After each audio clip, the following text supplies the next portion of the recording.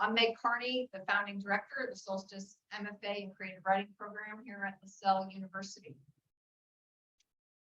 Welcome again to our Winter 2023 evening reading series. And this event tonight features Quintin Collins and Anne-Marie Oomen.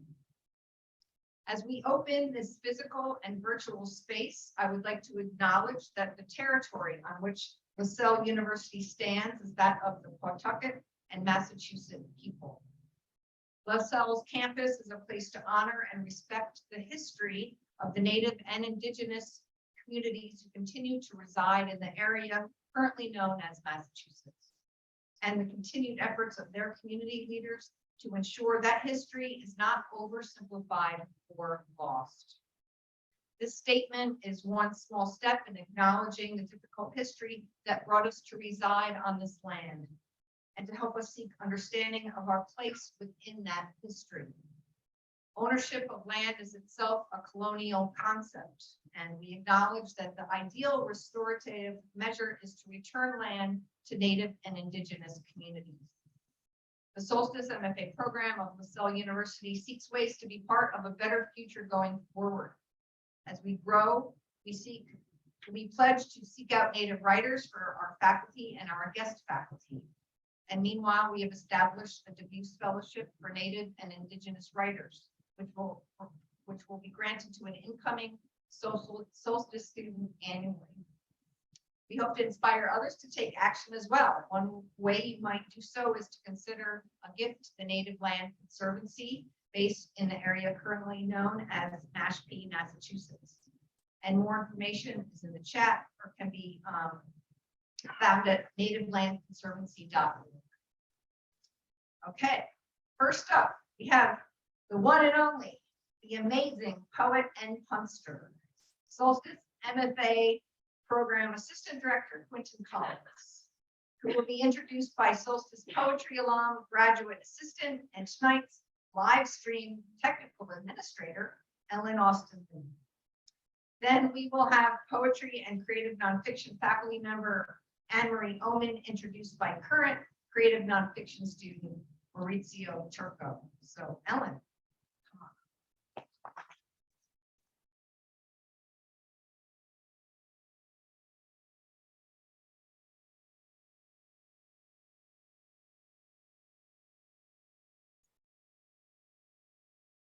Hello, everybody. Hopefully you can hear me okay. Yes? Yeah. So I'm Ellen Austin Lee, a Solstice alum and one of this residency's grad assistants. I'm honored to introduce LaSalle University's Solstice MFA and Creative Writing Program's Assistant Director, Quintin Collins.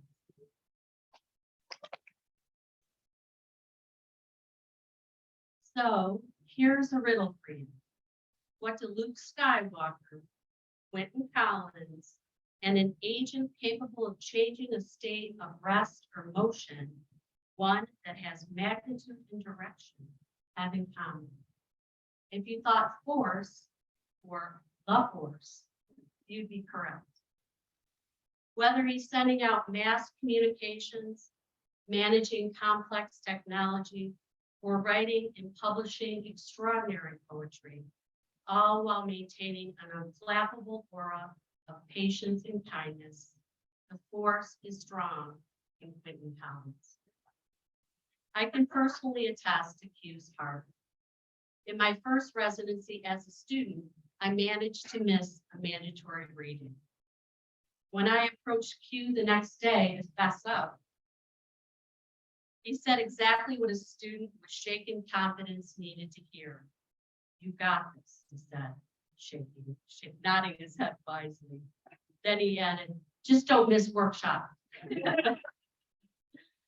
Like the mighty dwarf planet in Q's pushcart winning poem, Pluto beat orbit uncommon, Q's then celestial. For Earth, he beat orbit uncommon. Besides being the assistant director at Solstice, Q earned his MFA in poetry here. He's the poetry editor for Salamander magazine. His work appears in many publications, such as Sidereal magazine, Superstition Review, Glass, a journal of poetry, Solstice Literary Magazine, and others. Hugh's vulnerable yet fierce poetry has won many awards, including a Pushcart Prize, the 2019 Atlantis Award from the Poets Pillow, multiple Best of the Net nominations, and he was a finalist for the 2020 Redivider Beacon Street Prize. Quintin's first full-length poetry collection, The Dandelion Speaks of Survival, was a finalist for the Alice James Award. Marcus Jackson selected his second collection, Plane Tickets for Stolen People, as the winner of the Journal's 2020 Charles B. Wheeler Poetry Prize. That's a lot. Please help me welcome to the stage Quintin Collins.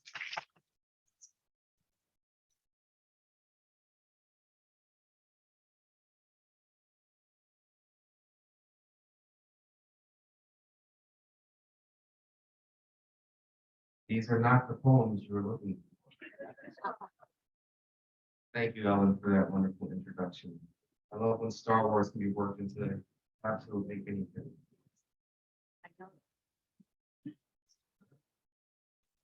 That, I think we're right there. Come on. All right, so tonight I'm going to be reading you various things. So I'm going to start with a few poems from my first book, The Dandelion Speaks of Survival. Then I'm going to transition to my second book, Plane Tickets for Stolen People. I'm going to mix in a new poem, and then I'm going to transition to completely new poems. So there's some movement. You don't have to get up and do anything, I promise. And there's a theme. I also promise there's a theme at the end of this. So this first poem that I'm going to read is called Praise for My Father's Hands.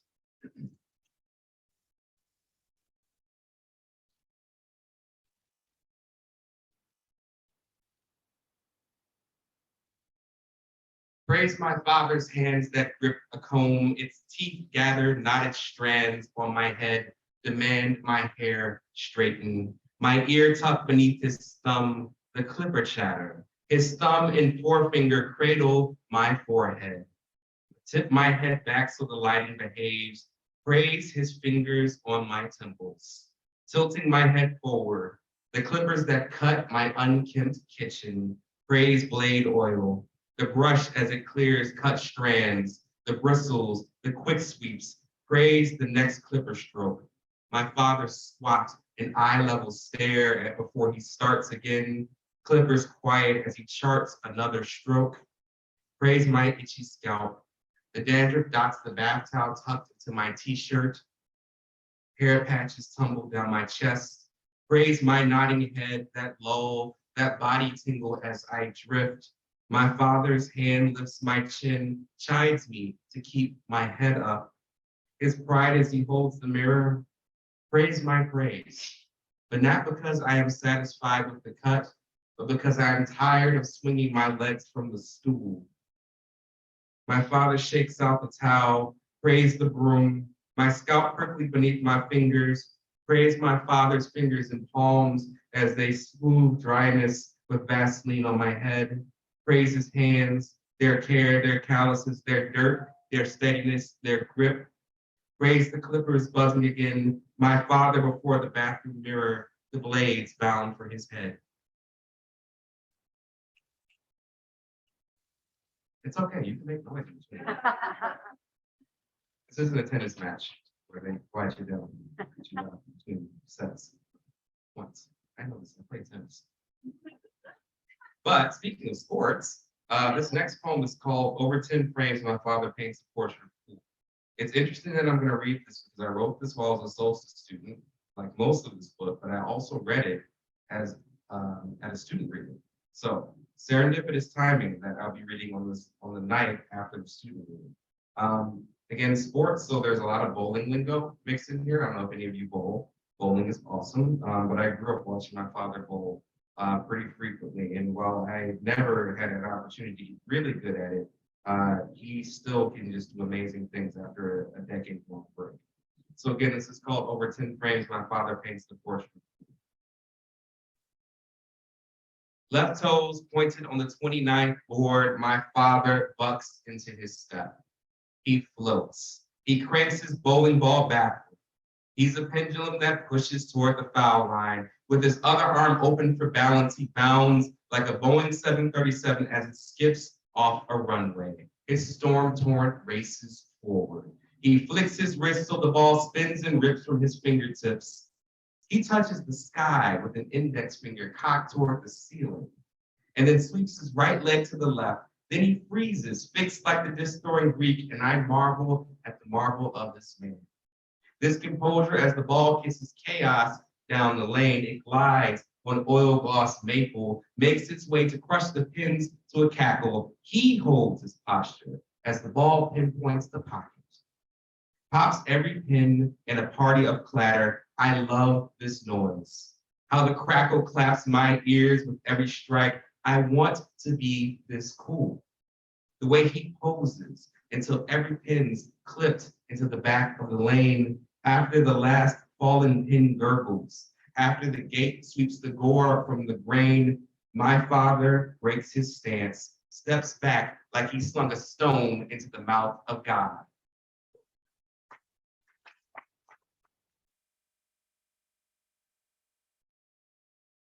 So interestingly enough, I'm really trying to write about my mom's third book because she hasn't said anything yet, but somebody else pointed out, like, your mom is not in your phone. I was like, oh, I don't really have an answer for that. Maybe we just have less things that we have to work out. But in that same vein, it's her dad poem. So this is a poem called This Life My Father Roused, and this is my official transition to claim tickets for stolen people. My father, baptized by morning dew, he mows, he trims, he sweeps, he bags. He shepherds patio furniture into prayer circles. He exercises dust from chair cushions, heirlooms after funeral. To another heirloom, his father's grill, he feeds cold belly foods that go from smirks of ember to cackle of blaze. He tongue turns hot dogs, hot links, chicken thighs, burgers, ribs, and pork chops. He turns up the stereo to woo the late arrivals. Aretha serenades her angel. We thank God for everyone there, everyone not, every hand that made the food and the food. Sweet baby Ray's sticky stains and King's Hawaiian rolls, butter blessed.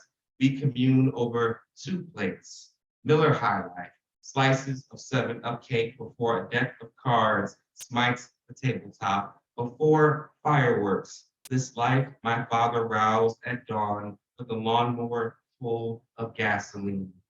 A boom trumpets the cookout, but not illumination to celebrate independence. My father's laughter, a rapture like a firecracker in twilight. It's now switching gears a bit. This next poem is called Sonogram. And it's part of a series of similarly titled poems in this book. Is for folks who have children before you go through multiple sonograms. And this is kind of my transition to talking about myself as a poem. And this is a hand. What fist will you utilize? For playground bullies, a weapon? For the weak, to wage your own wars? Open, raised for police, pistols drawn, closed, raised for pride in your blackness, interlocked tenderness between loved ones. Here's the other hand. Look, she's waving hello. You already know how to invent reassurances. What will you invent when you hold blocks? How quickly will your hands turn wrecking ball? I pray my hands together. I hope to open them, find joy in my palms, your tiny fist clasped around my finger. I know now that her hand turns wrecking ball very quickly before us, down 3 years later. So this next poem is called Faith in the Father.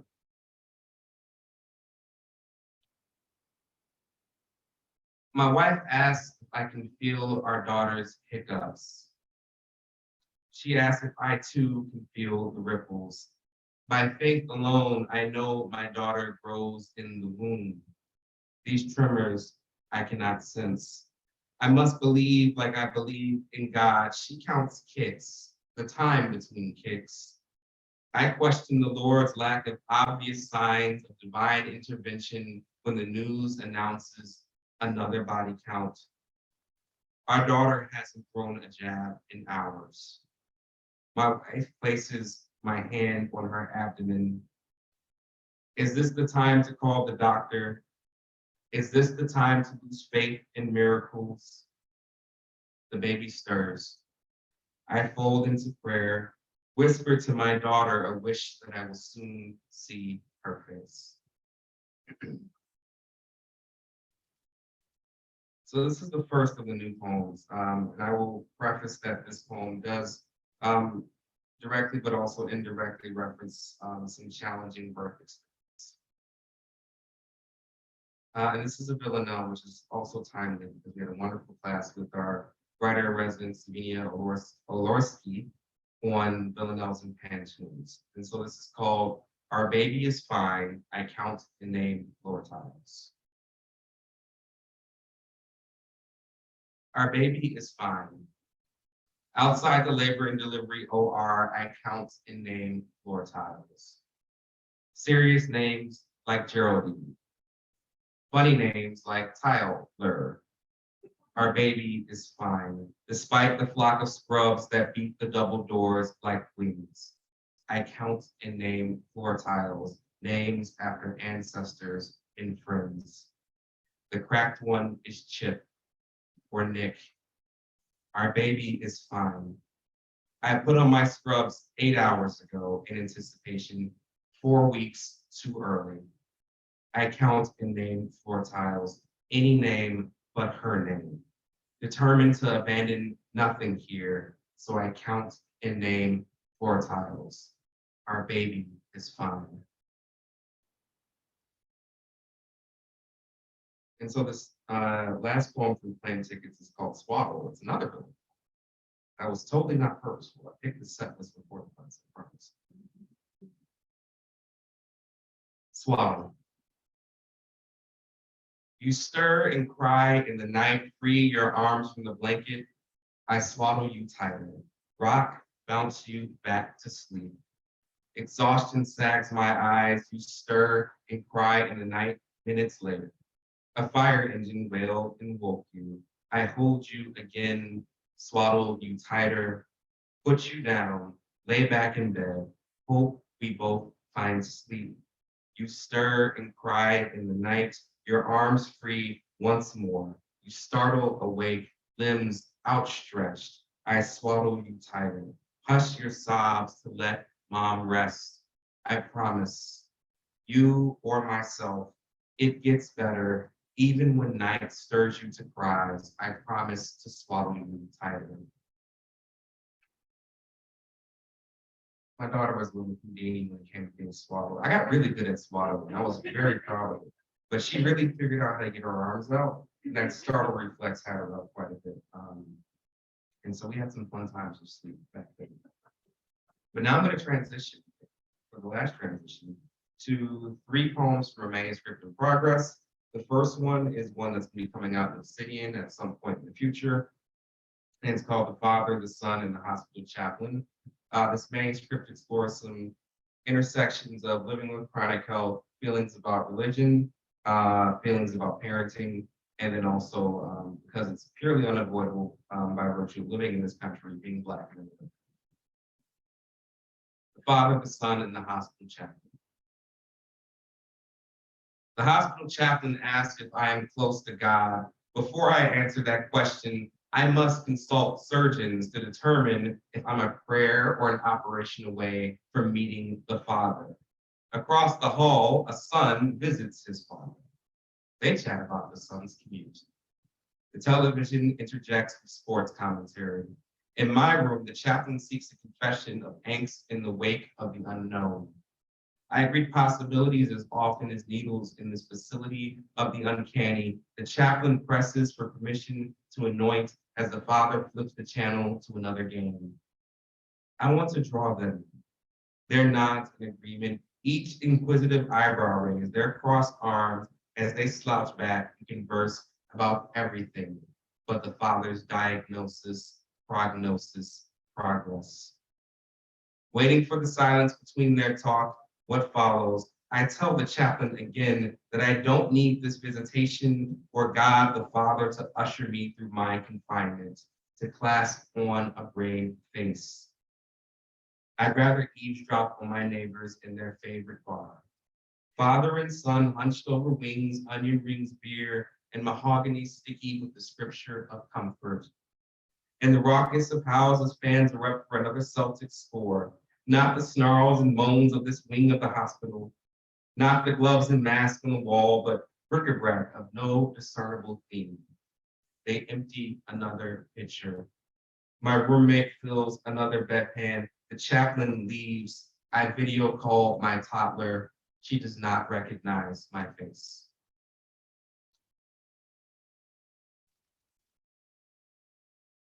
And so this next poem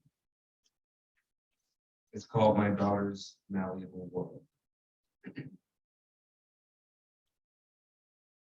Another toy rockets across the room, then collides with the TV console just shy of the glass doors. My daughter whips more toys despite warnings. A wooden block flickers the screen, then joins the graveyard of toys no longer suited for her interest. Little Tykes, Bat Brain, Fisher Price, Hate. Unable to sate her craving for destruction, she instead targets the toy bin to test the metal of her body. The same one I could once cradle in one arm.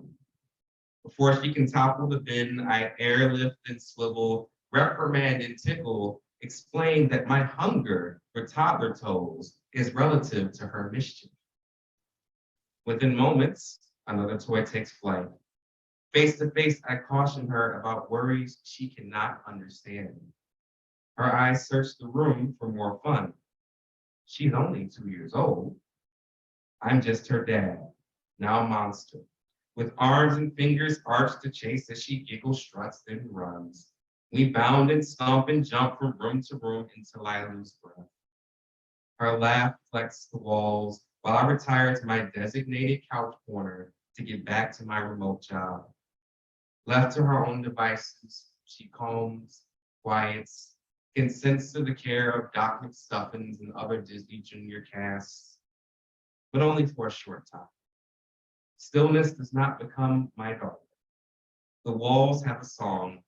She has a toy mallet which to free the music. And this last poem is called My Daughter Says the Dawn Sky is Peach Cotton Candy, which was an interesting observation from her. I was like, ooh, you're gonna write poems. And I was like, Daddy's gonna steal that first. So sorry, kid, copyright and all that. And thank you all for being here as well. And thank you for listening. Thank you to people in the live stream. And this is the final poem. My daughter says the dawn sky is peach cotton candy. And she intends to jump on the clouds. Despite limitations of the confectionery or water drops clustered above us. Here's what she knows. She sees it. She wants it. She will have what she wants, like her bedtime tantrums, drum floors of heels and palms, a chorus of no, serenading every command with defiance. In this stage of agency and imagination, I wonder if she would fly or charter a plane to reach her destination in the heavens. Would she stomp or prance or hop or skip or twirl? I have the burden of helping her distinguish realities from fairy tale. The magic and myth we bottle in our minds to carry on without undue hope, she cultivates by the minute. She leaps and claws the air to ascend. If not for the restraints in her car seat, she would have vaulted across the atmosphere. Thank you.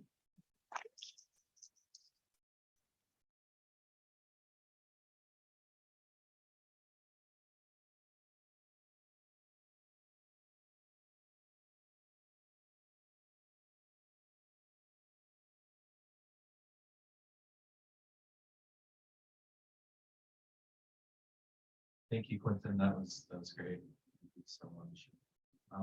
For everyone here and on the live stream, my name is Maurizio Turco, and I'm a second semester creative nonfiction student here at Solstice. Tonight, I have the honor and privilege to introduce faculty member, writer, and mentor, Anne-Marie Oomen. Anne-Marie is a poet, memoirist, and lover of language.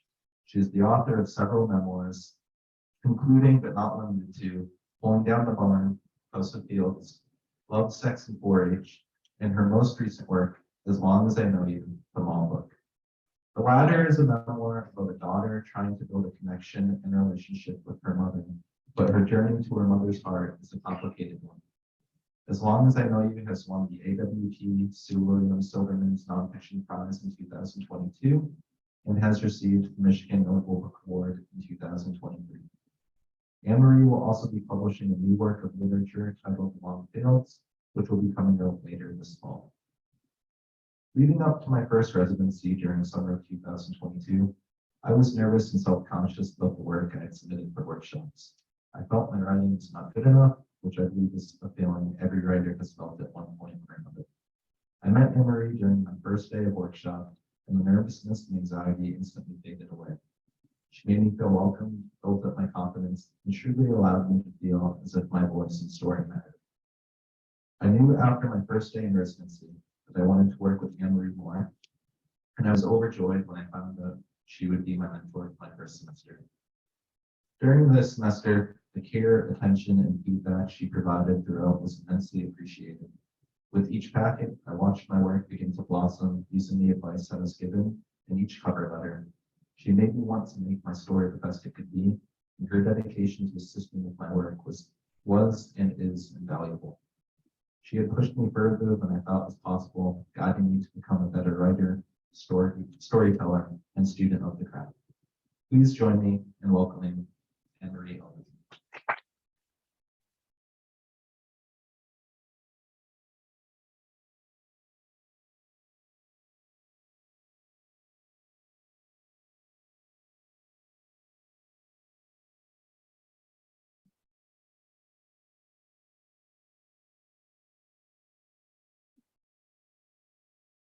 It's a good thing we have to take these masks off because it gives us time to compose ourselves.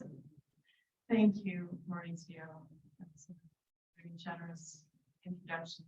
Really appreciate it. And thanks to Meg always for that boundless tenacity and inspiration that she offers. And Q, songs of praise. Songs of praise, thank you. And congrats to Noah and Deb and your accomplishment. It's amazing. And also, again, kudos for the student reading today. Wow. That's really fun. So I'm going to read 4 segments from As Long as I Know You. So I'm not going to read a whole chapter. I'm going to read little snippets to tease you into buying the book. And this is from the first one. And this is the prologue, cessation, and it sets up the story. And it begins just after my father has passed. I want that to let people know. And it is the beginning. It launches this entire series of understandings that I have to go to find my mother. The world shifts back. We are half orphaned. Our family stands in a hospital room that is a field of silence, all about her. She remains mother, parent, elder, and now widow. She is drive, control, shame, power, mourning, distorted love, all of it. And also suddenly, I know this more deeply than anything, she is alone. And now an intuition springs from connection that has always been knife sharp between us. Her solitude will be specific, demanding. And mothers should have that. These women who gave us life, who raised us up, who wiped our butts. But hers is beyond me for one simple reason. I have not been a good daughter. And I don't intend to start now. The pattern was set long ago and can't be marred by breath or unbreath, except I know nothing of the work of grief, except I know nothing really of her or of myself. From Buttons. The chapter moves back and forth between the past and the present, and the whole book does, in fact. And this is one of those places where memory starts to enlighten. Childhood, rivered with need, the talk that cools under the talk that talks. Childhood is about money, not enough, not enough. Childhood is my dad wanting to plant some new field, but there is no money for seed. The cows have been sick, the vet will not come, machinery is broken. Somewhere beyond us, something called communism is spreading, and an atomic bomb might right now be in the air, falling. The Russians can do that. And there is no money. And now it seems we have a farmhouse of holes. My mother is worried about the holes. Our shoes with holes, shirts with holes, sweaters and coats with tears like mouths open and panting holes. The fronts of our coats flap like doors and wind. Winter is coming. I am not yet 10, but I have already been taught the world is round. In science class, I have seen pieced together pictures of the world from those rockets that entered space for the first time and sent back the photos. So if you string them together, you could see the curve, supposedly proving at last that this place is not flat, but round. I don't believe it. Too scary. I know it is false, like the fake money and Monopoly. It just looks a little real. If you climb the hill behind the barn, you see all the way to the lake, the edge, flat. But then why does the lake disappear? My mother's question, full of the holes where knowing lives. Because you come to the end of it, I think to myself, don't say it, don't say it. Because where the sky starts, that's the end of the world. Don't say it, don't say it. She'll be mad when he says it. As though she has read my mind, she says, no, something's always past the edge. And what happens there, Mom? My hands turn cold, the things I don't know. My heartbeat turns to the sound of rain. These are the thoughts I get lost in when I'm trying not to get lost in the worry about loans. From the chapter Dynamite. At some point, my mother had to be moved into a place we called the Manor. It wasn't a manor. It's a manor. It's an industrial style home for the aged. And we have to clear the house to rent it to make some money to cover those costs.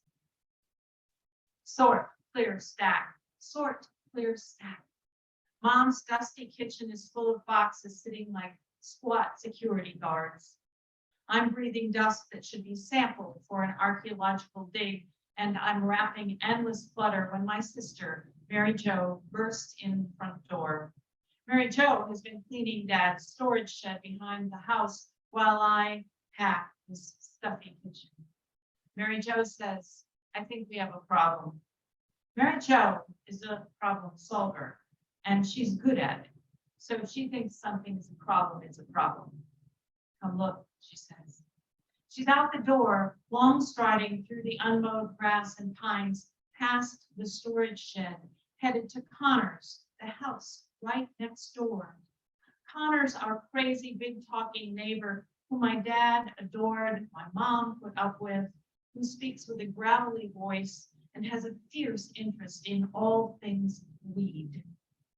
He has a perfectly legal medical card and is growing a handful of gorgeous plants in the backyard. We don't know if my father was ever aware of Connor's lifestyle, but I suspect that if Dad did know, he was advising Connor on fertilizer use. What we appreciate is that Connor looked out for Mom and Dad, made sure Dad didn't have to plow his driveway in the dead of winter, checked on them like a good friend. Why has Mary Jo gone to get him? Within minutes, both are back at the storage shed where she has partially opened the old hinged doors tilted as tents, gouging the grass. I join them, staring into the unlit cavern, just as I hear Mary Jo ask him, "Do you think that's what it is?" They are not entering the shed. Con says, "I've never seen the real McCoy, but if I were to guess, I'd say that's what it looks like." She turns to me and asks, "Do you know why Dad would have dynamite?" Dynamite in the shed. Then Con is saying, "Until you know, you might want to close those doors real carefully and just not breathe for a while. Do not disturb and all." Right on. But this old building is disturbed and disturbing. Periodically, the trumpet vine nailed to the back weights down with gloom, yanks out the wall anchors, and pulls down roof chunks as it falls. The roof leaks, the siding is pocked with rot, and now dynamite. I slide past their bodies so I can see what they see, and there on the highest shelf, barely visible in the dim light, resting on heavy but decaying brown paper, 8 sticks. Faded red, size and shape, I imagine, for dynamite. The sticks are bulbous, with moisture and tiny crystals. I can just make out the faded warning and fuse. A skull and crossbones blurred by age. Shit. If it has a fuse, does that mean? I back slowly out of the shed, making sure not to jostle the rusted implements. How long does dynamite stay? I search for the word. Stable? Connor's face screws up in thought. The shelf life of nitroglycerin? No clue, but that much the whole place could go. The shed sits 6 feet from the back of the house. Mary Jo lifts one broken hinged double door and with precise care pushes it into place, closes and latches it. She looks at me and the question enters our heads simultaneously. Why would Dad have dynamite? When we voice this to the man of the hour, Con throws up his hands, palms out. "I don't know, you better call Tom and Rick." Tom and Rick, our brothers, run Oomen Farms, where we all grew up a few short miles away, the farm that my father and mother ran. And from that small farm, my brothers built an operation known throughout the region. Though they are creating a success, Dad often shook his head at their progressive risks. Dad was a cautious man, so dynamite seems out of character. Mary Jo asks, "Isn't this stuff outlawed?" Con grins, "Like this since the 70s, federal." Dad kept an unstable explosive and broke federal laws? Con's right. This is not something to handle on our own. This is a family affair. I text Tom. "Found what may be dynamite in Dad's shed. Can you check ASAP?" We head back to our parents' house and Con heads home, hollering over his shoulder, "If I hear a big noise, I'll know what happened."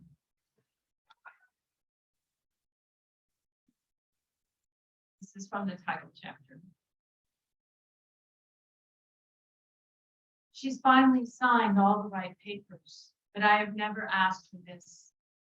What makes her daily life worth living? What I know, even though I helped create this life, I would be hard pressed to live as she is living. Judge Judy, bingo, canned pears, starlings at an empty feeder, boredom, loneliness. We made her safe so she could stay alive. But what makes her want to stay alive? Mom, I need to ask you a question. Soft opening. She has a mother's sixth sense for alarm that never fades. It kicks in. She looks at me sideways. What's wrong now? Mom, I figure you will live for a long time yet, but I want to avoid what happened when Dad died, us trying to figure out what to do if you couldn't tell us what you want. And so I wondered if you can tell me what it is that makes life worth living for you. And so I would know that if you couldn't have that, whatever it is, I should let you go. I expect her to scold me for bringing it up, tell me not to worry about her, that it's in God's hands, which it may well be, but I'm not trusting God all that much these days. But my mother answers like it's a second grade question. Oh, if I didn't know you. I sit back. So if you didn't know, couldn't interact with people, I want a more nuanced explanation. As long as I know you. She'd said it right the first time. Does she realize how this changes who we are? Eventually, we have to move her from the manor to a full-scale medical care facility. And it happens that in the placement of this, it's right next door to the manor, the home for the aged where she was living before. It's about a half a block away. And I end up being the one to take her. And you need to know that a Breezy is a certain brand of wheelchair. Are we going to lunch? She's hoping for her favorite, McDonald's. We're going right next door, Mom, to the medical care facility. She goes quiet. I focus on the wheels, this wheelchair, this rolling cart, these fortunate circular legs that ease her across the parking lot to the much larger parking lot of the facility. The surface is not easy. The journey, short as it is, takes muscle, but it's easier than renting an ambulance to transport her the length of a football field. We bump over the curb, and then I am shoving her Breezy up the slow incline, leaning forward, using my legs to gain momentum over the asphalt incline. Cracks and seams pop the wheels. Where are we going? Her voice again, plaintive. I'm breathless. I'm pushing. I imagine it. My response. Well, Mom, I'm kidnapping you. I'm taking you away, rolling you out onto the highway a mile away, and you can take this beautiful old contraption of a wheelchair, this Breezy, and you can wheel it out onto the concrete surface and use the highway as a runway. You can speed north down old US 31 faster and faster. You can cross the bridge over Hart River, your wild white hair flying in the wind, and if you do this right, that chair will get going so fast, you will lift into that wild blue, levitate the wheels spinning like tops. Your Breezy will rise in the breezes, and you will escape from us all, breezing out over these buildings around this small American town, out over the apple and peach orchards, over the asparagus and bean fields, the stone-laden cemetery and brick church, and you will follow that old familiar way down Jackson Road. You will pass the gray farmhouses of friends you grew old with, pass over the lone fields that are always, always freshly tilled in your mind, the wide stretches of woods and pasture that defined you, and you will fly over them, over the cedar swamp, the irrigation pond, and over the familiar white farmhouse with its grand silver maple, over the red gabled barns with their ghost animals, over the rusted, sprawling machinery, back to the bustle that you were once the volcanic center of, back to your spinning life. You and your Breezy will ride the currents of time and escape, hair streaming, wheels spinning in the wind. Next door, Mom. We're going next door. And I giggle maniacally and push harder up the slow incline. Thank you.